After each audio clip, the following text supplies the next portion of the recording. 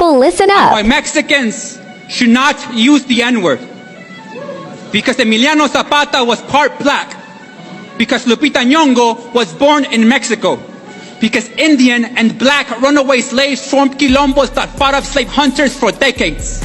Because they fill their prisons with black and brown bodies just like they did their ships. The criminal justice system is the new middle passage. Police brutality, the new genocide. Because Vicente Guerrero, the first black president in North America, threatened war against the United States if they tried capturing any runaway slave in Mexico. Because La Bamba was an African song sung by slaves in the fields of Veracruz. Hermano, I like hip hop too. Hello guys, welcome back to the channel. Just hope that you're fine wherever you are today. So 3 days ago I received an email from my fan. She congratulated me for the work that I do because she felt racism firsthand from Latinos, and she felt the things that I said about the video that I posted. It was like 1 month ago. So with that, I was so touched, and I feel like I still need to disseminate this information, and I want to remind my Afro-Hispanic friends, my Afro-Hispanic viewers who will watch this video, to take these messages that I'll be showing you through these videos. They're really important because they give perspective of even some of what Hispanics think about themselves. So guys, I want us to watch this video, and then I'll come give you some little bit of history just to remind our Afro-Latina friends who are turning against Black America in the United States, because this is becoming an issue. The little division, the microaggression between Afro-Latinos or Latinos in general or Hispanics in general with Black Americans, you need to know that at some point you add one melting point, that's Africa. So I want us to watch these videos always with an open mind, and then come back, say something. Guys, if you'll be watching this video for the first time, you can consider joining my membership. Subscribe to my channel. I'll really appreciate. So let's watch the video and then come back, say something. As you usually do. This is going to piss off a lot of Latinos, but here we go. Latinos, we got a lot of anti-black racism in our community, and we usually let it slide because it's our family saying this racist shit. And I'm going to need y'all to start calling out your family members, because all you Latinos seem to forget that we Latinos also have black ancestors. We also have ancestors who were slaves in Latin America, who came from Africa. Just because you are not an Afro-Latino does not mean you do not have African ancestry. Black people are our family. We gotta stop the racist bullshit and start working together. Ooh, this video finally popped up on my For You page, so let's talk about it. So Pretty Lady made a video where she was asking the Mexican American community why they felt comfortable saying the N-word. And she was really respectful in the video. She was genuinely asking, I don't understand why you all think that it's okay for you to say the N-word. Can somebody explain to me why y'all think it's okay to say the N-word? Black? Yes. Call us out. However, the problematic side of the Mexican American community did not feel the same way that I did. And as the problematic side of our community normally does, they completely gaslit the issue and focus on something completely different. And things like, once again, Mexicans are taking all the heat. And a million people saying racist things like, why are y'all messing with our street vendors? How about you stop messing with our street vendors first? So they completely disregarded her very valid point and chose to be racist and attack her instead. And this happens all the time whenever the Mexican community gets called out for the problematic behavior. They love to deflect the blame, gaslight the issue, and then play Oppression Olympics. So instead of pointing the finger and saying they're racist too, how about we focus on the racism in our community first? Colorism is real in the Afro-Latino community. And it's not all, but a lot of Latinos have this self-hate and this colorism attitudes toward each other and towards black Latinos. And I'm not talking about African Americans. I don't know why the frig y'all keep commenting, but I'm talking about Afro-Latinos, mama huevo. You know how many times light-skinned Latinos would see me and then start to talk shit about me, and then when I respond to them, they want to be my friend and be shocked and scared and shit. Do you want to know what it's like to be followed around a store in Latin America? You know what it's like to meet your girlfriend's mother or grandmother, and they mad because you black and they want their daughter to date a light-skinned Latinos to mejor la raza, or tell them not to have kids with my beautiful self, to have kids with a white man or a lighter-skinned man? If not, acknowledge the anti-blackness in our community. Story time. Okay, so I am a Medina, And every Christmas, Thanksgiving, all the big family get-togethers that we'd have, you know, there would always be the Ramirez's and the Castillos and the Medinas, and we'd all be like hanging out having a wonderful time. But there was always talk of these cousins we just don't talk to, we don't associate with. They were the Espinosas. I didn't grow up with them, I never really met them, I didn't know why. Finally, I'm about 15 or 16 and I asked my abuelita, I'm like, why don't we ever talk to the Espinosas? What is it about the Espinosas that we don't talk to them? She tells me, well, mijo, it's because they're black. Like dead ass, that was the entire reason we didn't talk to a whole section of our family, was because they were black. She would even describe it as they chose to be black, as opposed to being Mexican. My abuelita also married a white man and then was still against black and white couples mixing. Anti-black Latinidad is real. The best example of how anti-black the Latinx community can be and is that the Dominican Republic and Haiti is on the same island, but only the Dominican Republic is considered Latin America, to most people at least. Like, it's only been the past few years that I realized that since I'm Haitian American, I am also Afro-Latinx. In the way, it doesn't even sit right with me because I've never been considered that by the Latinx community is wild. Like, even on our island of Hispanola, the anti-blackness, the racism, the colorism is wild, and I don't know, like it literally blows my mind. Latinos, if you or anybody in your family use these terms, ay, salió blanco el niño, ay, dañaste la raza porque te casaste con un negro, y ese pajón, ay, tú sí tienes pelo malo, ay, qué negrito, negrita fina, then they are perpetuating racism within the Latino community. These terms are all tied to the love of whiteness and Eurocentric beauty and history. If you're saying this or your family members are saying this, they are projecting the self-hate that they have within themselves. The fact that you want your grandchild to come out white speaks volumes of how much you hate blackness. The fact that you could call a morenita fina speaks volumes of what you would think of a morenita that doesn't have European features. Stop using those phrases. They create insecurity, invoke racism, and just helps to divide us. Just because your parents used it doesn't mean it's right. And when my cousins were born light-skinned, they were treated better, or treated way better. Way better. I mean, güerizo, vente pa' acá. Because we're dark-skinned, we were kind of pushed to the side. Quítate pa' allá, pinche negro. It's because psychologically, we're taught heavenly and angelic, beautiful, worthy is all white. Everything that's worthless is dark. I hated myself so much growing up because I was dark. You know what I used to do to anger my mother? Because she was ashamed that she had a dark-skinned kid. She was dark too. My mom was dark. My father was dark. So all her kids were Indios like me. Because of that, all of the other cousins are light-skinned. So her siblings, because they married white people, they ended up having light-skinned kids. Dang, I ended up with all the ugly kids. So to piss her off, I took my shirt off and I stood in the sun to get darker because I knew it would piss her off.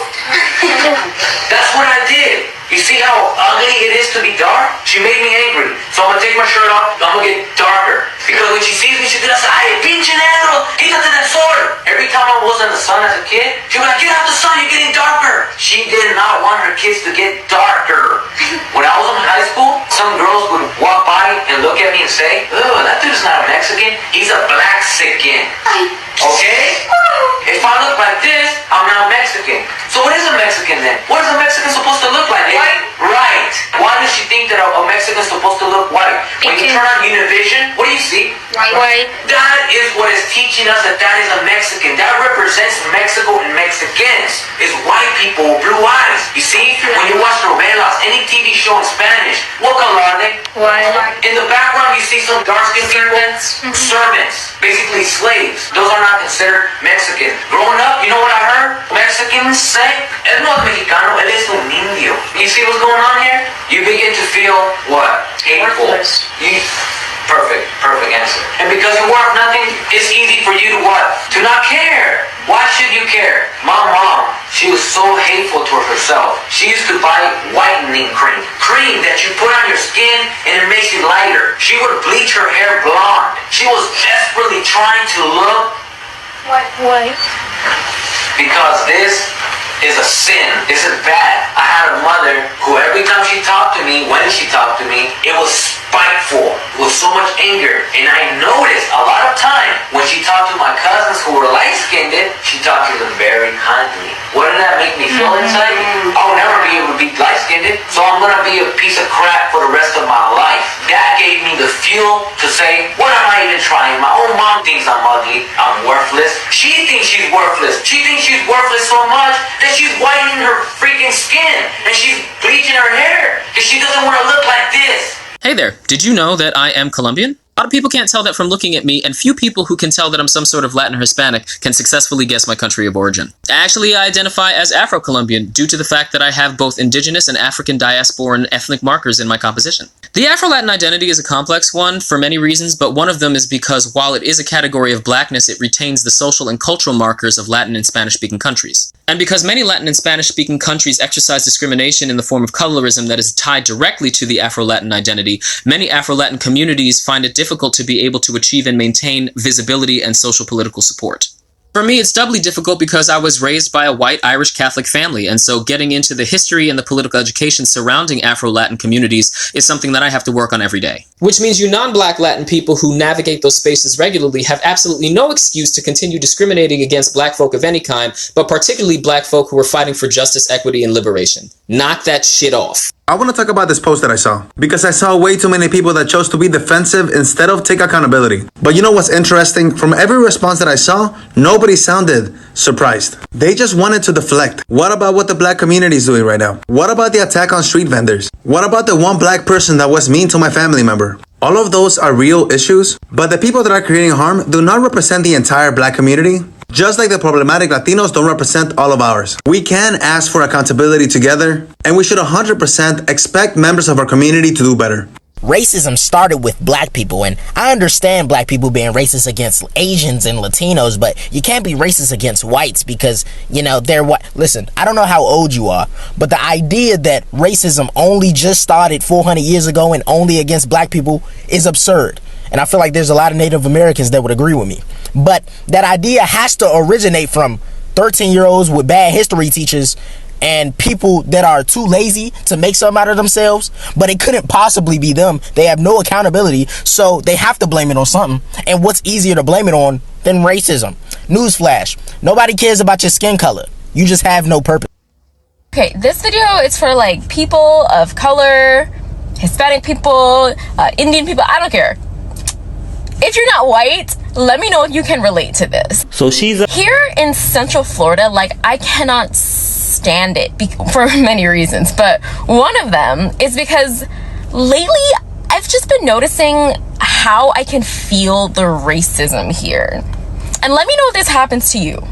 I would be in line in Publix and the cashier would be like the person in front of me, they'll be having a conversation with them. They'd be like, how are you? How's your day going? Oh, that's real nice.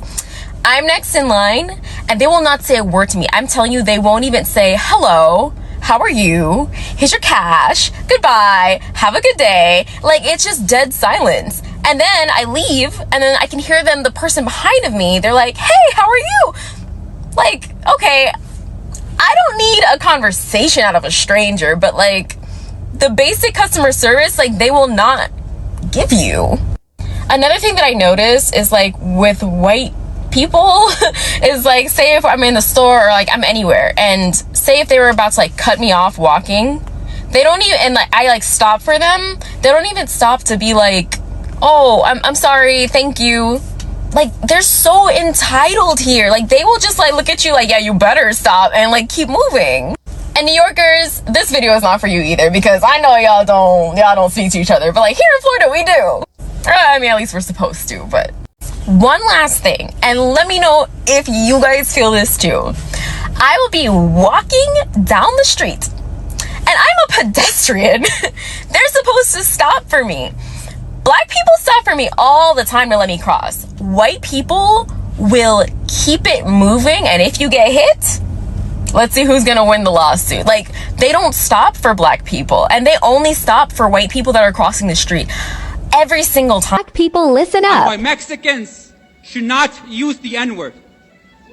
Because Emiliano Zapata was part black.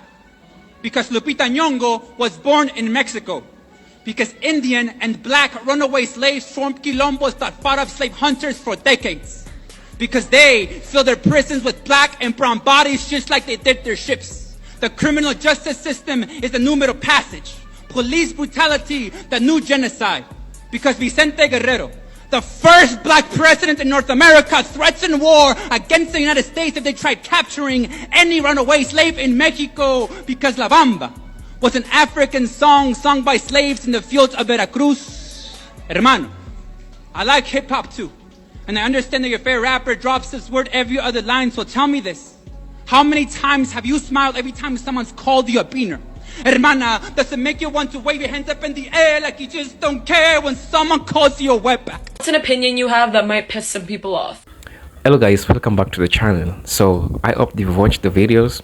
Some of them I know you resonate with them, you as a black person, or you as a Latina, or you as an Hispanic person who's watching this video. Probably ask yourself like this question: why am I needling into Latina business, into the US business so much? I'm needling in the US business so much because I have my brothers there who have the African ancestry, you know, and we have a lot of people who are still talking about Africa. So it doesn't add so much if there's somebody who also calls some things which are happening outside Africa, but which are influencing their African brothers and sisters in the United States. So with that being said, I want to give you some reminder about who you are, Afro-Latinos. Maybe you're forgetting, but somebody has to remind you, because even Jesus told his disciples, kindly remind them, even if they think they know, because sometimes people do forget. So listen, Afro-Mexicans. The history of Afro-Mexicans dates back to 1521, when Spain conquered the Aztecs and Mexico became a Spanish colony. During the initial period of colonialism in the 1500s, and about 200 West African slaves were brought to Mexico.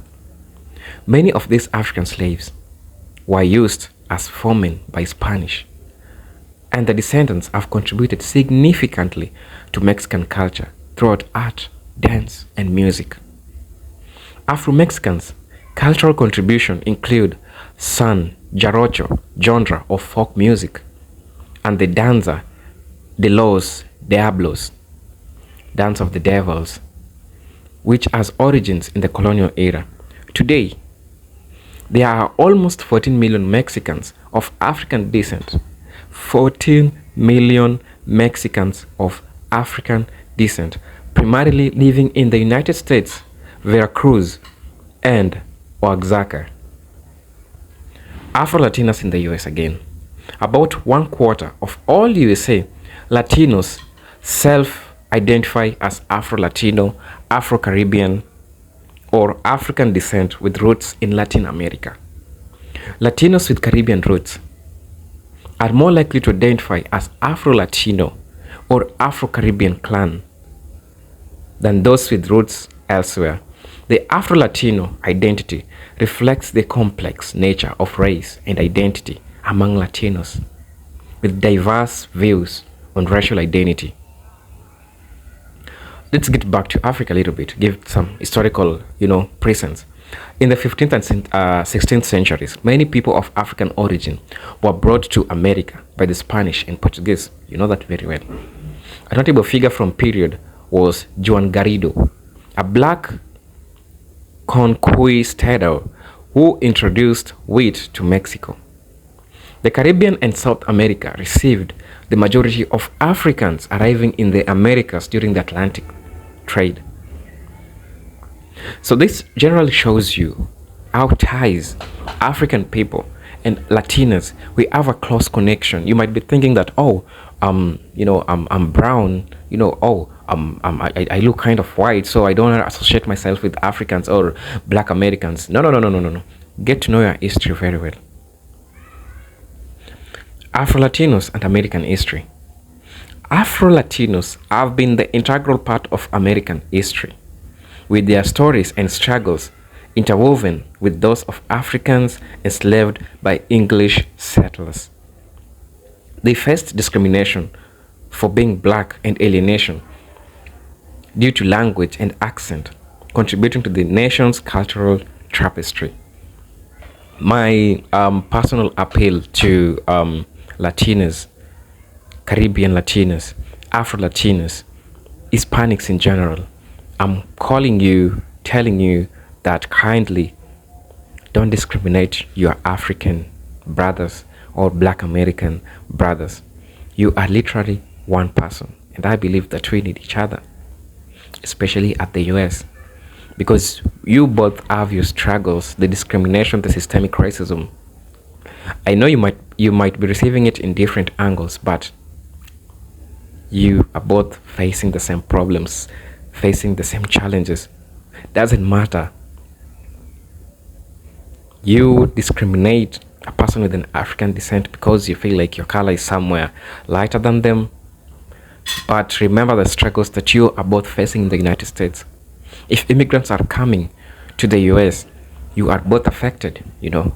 So, when the fan sent me the email, I felt so sorry, and I felt so obliged to always remind you that always treat your African brother or Black American brother as one of your brother, because all we want is unity. When you have unity, everything goes as planned. Everything you want, the problems that you face, be it you want to establish something, maybe a development in your area, you have Latinos and you have Blacks in the same place, because I know you intermarry between each other, you know, Black men marrying Latina women marrying Black men, and vice versa, and blah blah blah. So it happens. Literally, it's not a lose for a Black person to marry a Latina woman. You know, it's not a lose, because at the back of our minds, we know it goes back to Africa. We people with African descent. You know what I'm saying? So this is just a short commentary that I did about this video, and I hope that it reaches you wherever you are. You can share this video with Latina friends. You can share this video with Black American friends so that they can get to see it. And I hope this message reaches you well. I'm gonna give credit to I Got Game. I took this video from him, and I really give credit for that. So guys, tell me what you think in the comment section about this issue. I would also love to learn from you. Share what you think about this issue. I would really love to learn so much from you. Until then, peace, love, and harmony, and peace be with you. Salute.